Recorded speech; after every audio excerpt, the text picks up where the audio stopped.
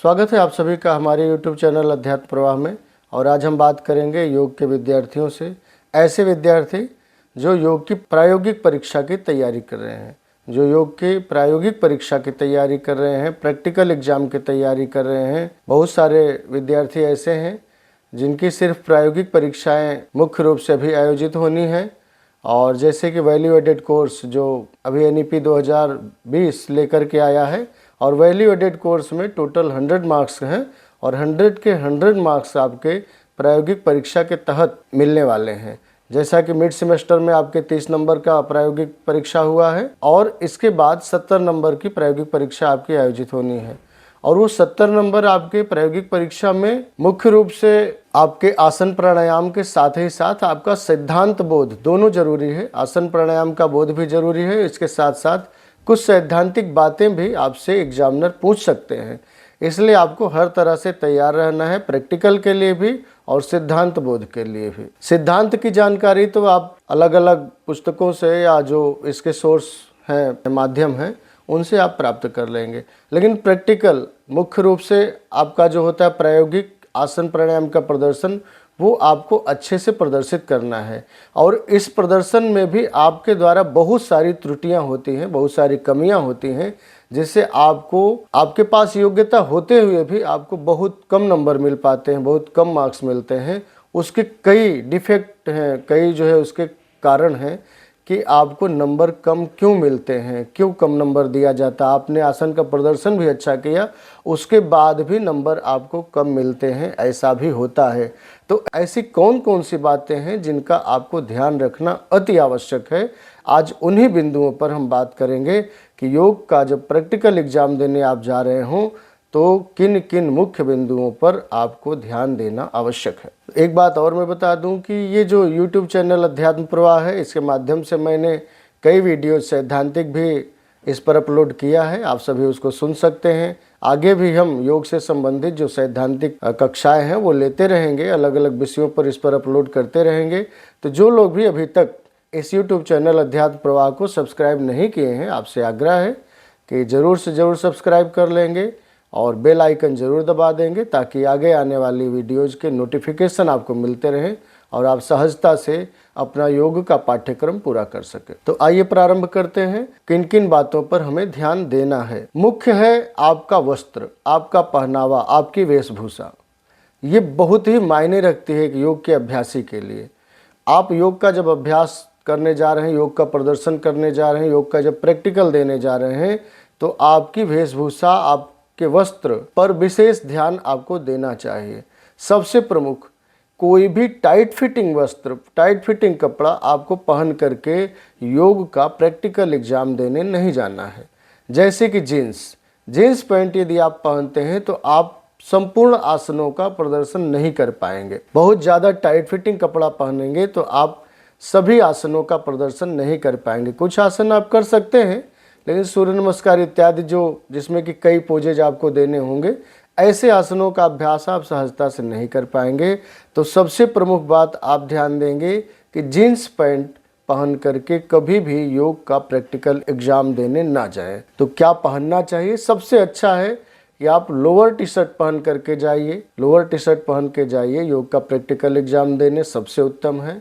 यदि lower T shirt उपलब्ध ना हो तो आप कुर्ता पैजामा भी पहन सकते हैं, या बिल्कुल जो ढीले वस्त्र हों ऐसे वस्त्रों का चयन करके आप पहन सकते हैं। और साथ में बॉयज़ ही नहीं, गर्ल्स के लिए भी बात विशेष रूप से ध्यान देने योग्य है। यदि गर्ल्स हैं तो उनके लिए भी लोअर टी शर्ट ज़्यादा उपयुक्त है, या सलवार कुर्ती आप पहन लें। बिल्कुल टाइट फिटिंग वस्त्र या जीन्स पहन करके, चाहे वो बॉयज़ हों चाहे गर्ल्स हों, दोनों को एग्ज़ाम देने नहीं जाना चाहिए। ये सारी बातें हम इसलिए बता रहे हैं क्योंकि बहुत सारे विद्यार्थियों का आग्रह था, बहुत सारे छात्रों का आग्रह था कि प्रैक्टिकल एग्जाम में नंबर कैसे मिलें, इस पर एक वीडियो बनाएं और प्रैक्टिकल एग्जाम में किन किन बातों का ध्यान देना चाहिए। अभी कुछ दिन पहले ही हमने प्रैक्टिकल एग्जाम लिया है कुछ बच्चों का, जो BHU में कॉमर्स डिपार्ट के हैं या आर्ट फैकल्टी के हैं। उनमें कई त्रुटियाँ हमने देखी। तो मुझे लगा कि यदि पहले से सजग कर दिया जाए बच्चों को, यदि पहले से बता दिया जाए कि किन किन बातों का ध्यान रखें तो आपको सही नंबर, अच्छे नंबर मिल सके, इसीलिए ये वीडियो आपके लिए बनाया जा रहा है। और निश्चित ही मुझे आशा ही नहीं विश्वास भी है कि आपको ज़रूर पसंद आएगी ये वीडियो और आपके लिए बहुत ही हेल्पफुल होने वाली है। तो वस्त्र पर विशेष रूप से आपको ध्यान देना है, बिल्कुल ढीले वस्त्र पहनिए, टाइट फिटिंग वस्त्र ना पहनिए। और इसके साथ साथ एक चीज़ हमने और देखी, प्रैक्टिकल एग्जाम देने आ रहे हैं, योग का प्रैक्टिकल एग्जाम देने आप आ रहे हैं और आप अपना शूज़ रिमूव नहीं कर रहे हैं, जूते आप पहन करके आप प्रैक्टिकल एग्जाम दे रहे हो। आसन बोला जा रहा है, सूर्य नमस्कार करके दिखाओ या जो भी बोला जा रहा है, आप वहाँ जूता पहन करके आसन कर रहे हो, शूज पहन करके आप आसन का प्रदर्शन कर रहे हो, चप्पल पहन करके आप आसन का प्रदर्शन कर रहे हो, तो निश्चित ही एग्जामिनर आपको कम नंबर देगा। इसमें कोई संशय नहीं, इसमें कोई संदेह नहीं। बहुत सारे बच्चों को मैंने देखा कि वो जूता पहनकर, शूज पहन करके आसन का अभ्यास कर रहे हैं, प्रदर्शन कर रहे हैं। तो यदि आप जूता पहने हैं तो आपकी बारी आए उससे पहले आप जूता निकाल दीजिए, शूज रिमूव कर दीजिए, चप्पल रिमूव कर दीजिए, उतार दीजिए और तब आप प्रैक्टिकल देने के लिए जाइए। तो सबसे मुख्य हुआ वस्त्र, ढीले वस्त्र पहनिए। दूसरा है कि जूता चप्पल आप रिमूव कर दें, उतार दें और तब प्रैक्टिकल एग्जाम देने के लिए जाएं। और तीसरी मुख्य बात, कुछ बच्चे, सभी नहीं लेकिन कुछ बच्चों की आदत है गुटखा, पान, तंबाकू इत्यादि खाने की।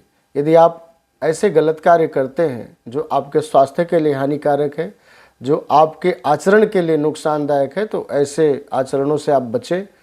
विशेषकर गुटखा, पान, तंबाकू इत्यादि खा कर जाते हैं और एग्जामिनर के पास खड़े होते हैं तो निश्चित ही आपको एग्जामिनर कम नंबर देगा। एक अन्य बात, आप एग्जामिनर से बिल्कुल सट कर ना खड़े हों। कभी कभी होता है कि छात्र गया प्रैक्टिकल एग्जाम देने, एग्जामिनर ने कहा सूर्य नमस्कार करके दिखाओ और बिल्कुल कम गैप बनाकर आप एग्जामिनर से खड़े हो गए और सूर्य नमस्कार के लिए जो ही ऊपर नीचे हुए, आप एग्जामिनर के पैर से, एग्जामिनर के शरीर से टच हो जाते हो। तो थोड़ी दूरी, जब भी आप प्रैक्टिकल एग्जाम देने जाएं, आप अगल बगल देख लें, आगे देख लें, एक निश्चित दूरी बना करके आप खड़े हों जिससे कि आपका शरीर कहीं किसी से टच ना हो, न दीवार से लड़े, न एग्जामिनर के पैर से लड़े। ऐसा भी हमने देखा है कि एग्जामिनर की कुर्सी से ही बच्चे का सिर लड़ जा रहा है।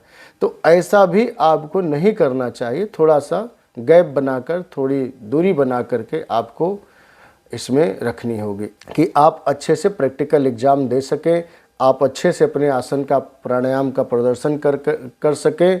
इसका आपको विशेष ध्यान देना है कि गैप आपके पास होना चाहिए। एक निश्चित अनुपात में आप जगह लेकर के खड़े हों, तब आप आसन प्राणायाम का प्रदर्शन करके दिखाएं तो निश्चित ही आपको नंबर अच्छे मिलेंगे। और पूछे गए प्रश्नों का उचित उत्तर दें। यह नहीं कि पूछ रहा है एग्जामिनर की योग की परिभाषा बताओ और आप योग की महत्ता बताने लगे, योग की प्राचीनता बताने लगे। योग का अर्थ पूछ रहा है तो आप योग की विशेषता बताने लगे, योग के अंग बताने लगे कि इतने अंग योग के हैं, अष्टांग योग है तो ये है वो है।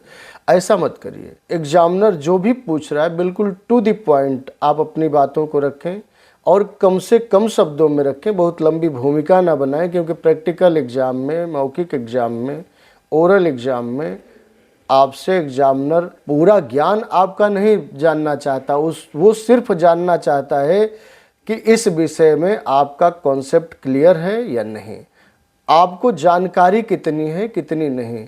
बिल्कुल टू द पॉइंट, जो पूछा जाए वही बताएं। नहीं आता है कोई बात नहीं, आप बोल सकते हैं कि नहीं मालूम है, लेकिन आप बातों को घुमाएं नहीं। यह नहीं कि पूछ कुछ रहा है और आप बातों को घुमाना शुरू कर दिए, घुमाइए मत। यदि बीच में एग्जामिनर ने टोक दिया कि नहीं ऐसा नहीं होता है, बहुत सारे बच्चे लड़ना शुरू कर देते हैं।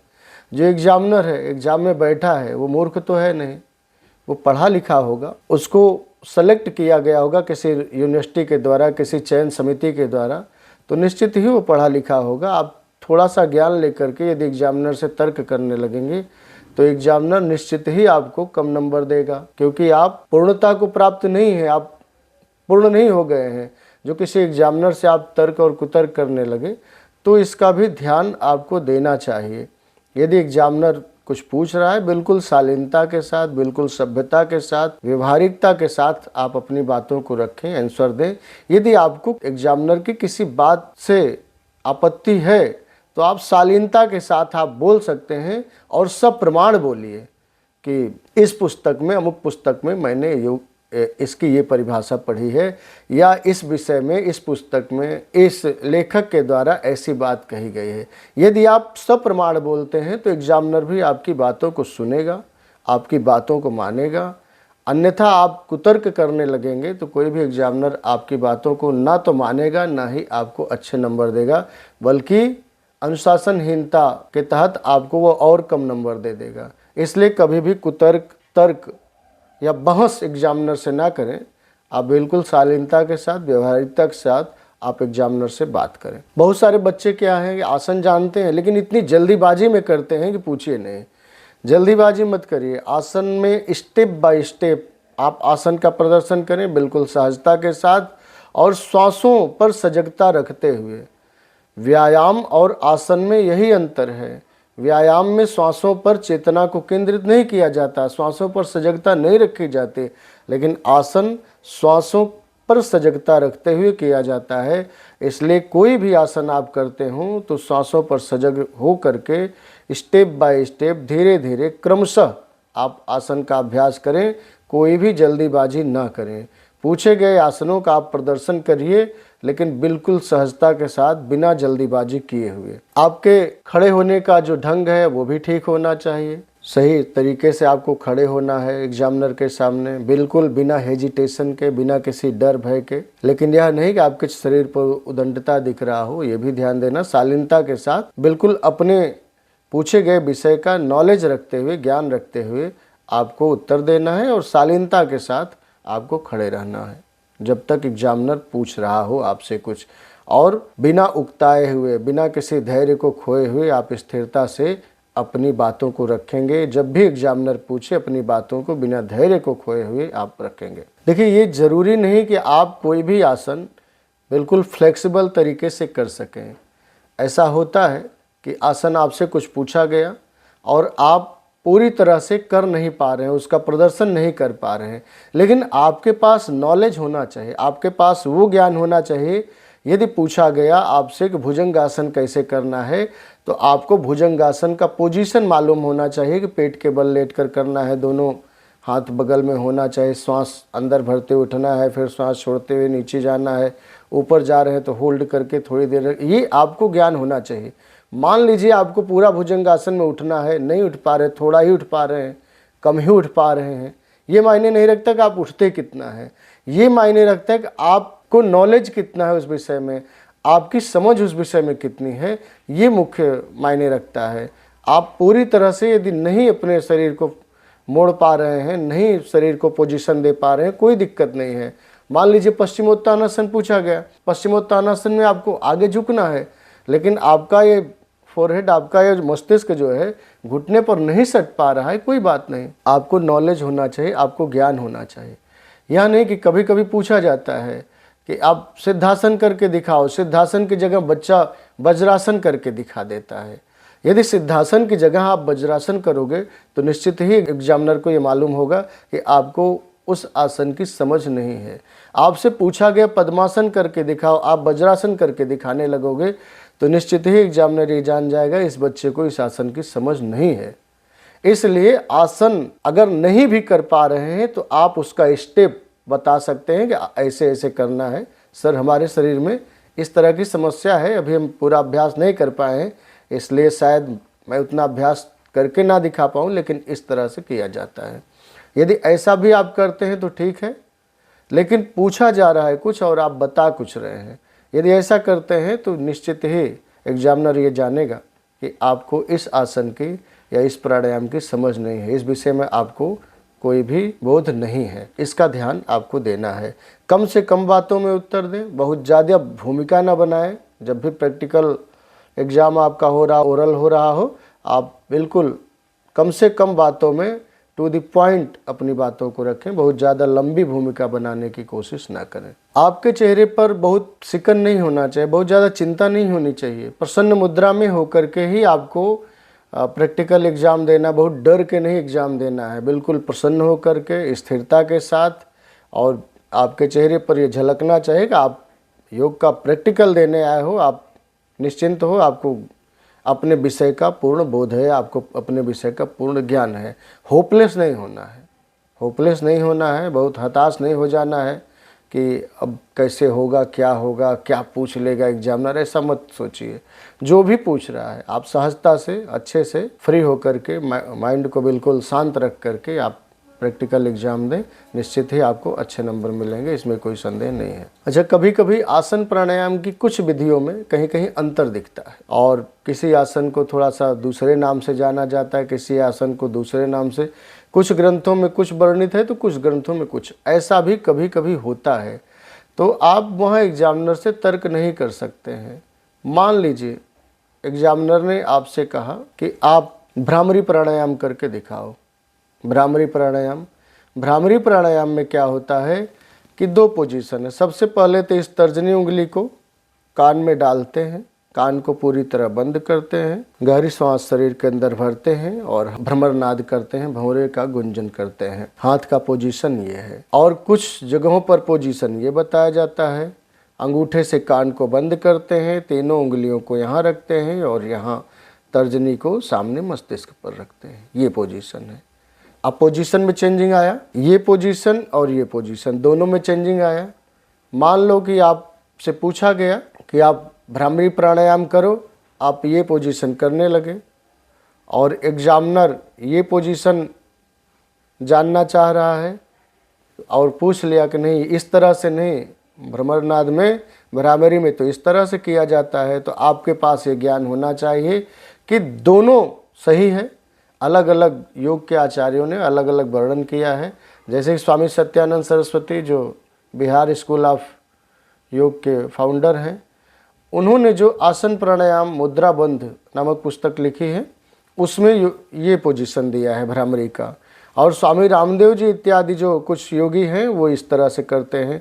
तो आप वहाँ ये बता सकते हैं कि सत्यानंद सरस्वती ने ये पोजीशन बताई है और रामदेव जी ने ये पोजीशन बताई है। इस तरह से दोनों पोजीशन सही है, क्योंकि दोनों अलग अलग योग के आचार्य हैं और दोनों ने अपने अपने अनुसार पोजीशन बताई है।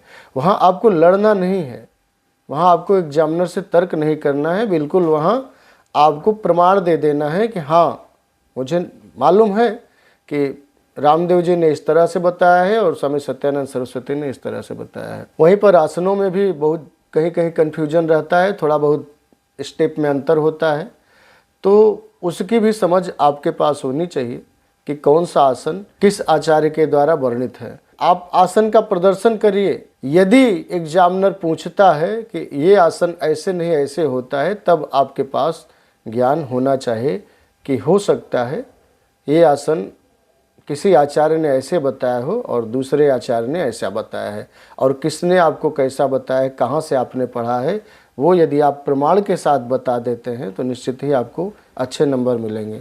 और यदि नहीं मालूम है तो वहाँ तर्क मत करिए, आप शांत हो जाएगी। सर हमने तो यही सीखा है, हमने तो यही पढ़ा है अपने आचार्य के द्वारा जो हमें योग सिखाए हैं, अब इसके आगे की बात हमको उतनी अच्छी तरह से नहीं मालूम है, क्योंकि हमने बहुत सारे ग्रंथों का अध्ययन नहीं किया है। आप ये भी कह के निकल सकते हैं, ऐसा कोई ज़रूरी नहीं है कि आप वहाँ कुतर्क करने लगे या आप शिक्षक से ही जो है एग्जामिनर से ही तर्क करने लगे।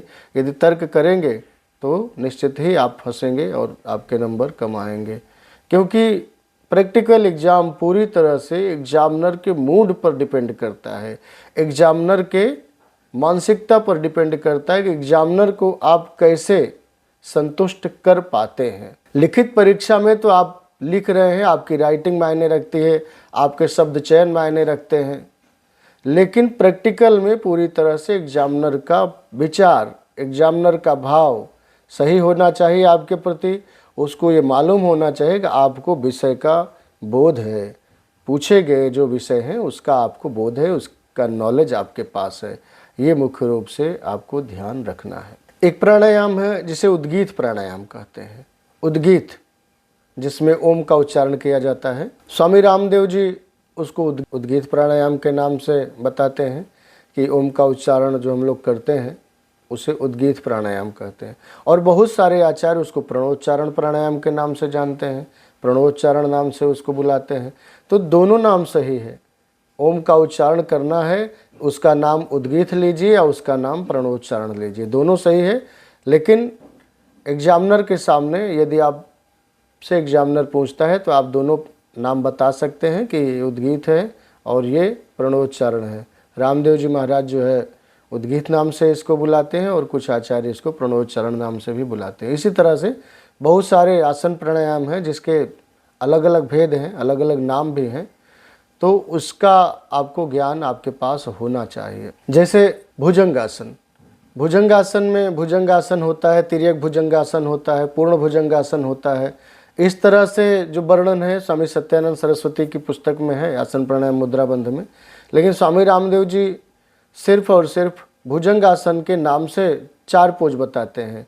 होता उसमें स्टेप अलग अलग, जो स्वामी सत्यानंद सरस्वती ने आसन प्राणायाम मुद्राबंध लिखा है, भुजंगासन, तिर्यक भुजंगासन इत्यादि, लेकिन उसको अलग अलग नाम ना दे करके स्वामी रामदेव जी ने भुजंगासन नाम दे दिया और भुजंगासन के 4 स्टेप बता दिए। चारों स्टेप अलग अलग हैं, उनका आप अभ्यास कर रहे हैं तो आपके पास इसकी समझ होनी चाहिए। ये विशेष रूप से आप ध्यान दीजिएगा। एक विशेष बात, योग मैट, जो योगा मैट है वो आपके पास होना चाहिए। जो भी योग का अभ्यासी है अपने पास योगा मैट यदि ले करके जाते हैं तो अच्छी बात है। प्रायः जहाँ एग्ज़ाम होता है प्रैक्टिकल का, वहाँ कुछ न कुछ मैट वगैरह बिछा भी रहता है, और यदि मैट ना बिछा हो तो आपके पास एक योगा मैट हो या कुछ बेडशीट वगैरह ही ले लीजिए, बिछा करके आप अभ्यास कर सकते हैं। योगा मैट कोई आवश्यक नहीं है एग्ज़ाम में लेकर के जाना, यदि आपके पास है तो लेकर जा भी सकते हैं। कुछ बच्चे पूछे थे हमसे कि योगा मैट ले करके जाना चाहिए एग्ज़ाम में कि नहीं। जब आपका प्रैक्टिकल कराया जा रहा हो तो वहाँ आपके पास योगा मैट होना चाहिए। मान लीजिए ग्राउंड में आप कर रहे हैं और योगा मैट आपके पास नहीं है, प्रैक्टिकल एग्जाम शिक्षक बता रहा है, आप आसन का अभ्यास कर ही नहीं पा रहे हैं, तो एग्जामिनर के सामने कैसे आप अभ्यास का प्रदर्शन करेंगे। इसलिए योगा मैट आपके पास होना चाहिए एक योग के अभ्यासी के लिए, कि यदि बाहर खुले हवा में भी आपको आसन प्राणायाम का प्रदर्शन करना हुआ, अभ्यास करना हुआ तो आप कर सकें। और यदि नहीं भी है तो कोई बात नहीं, आप बेडशीट वगैरह लेकर के आप अभ्यास कर सकते हैं।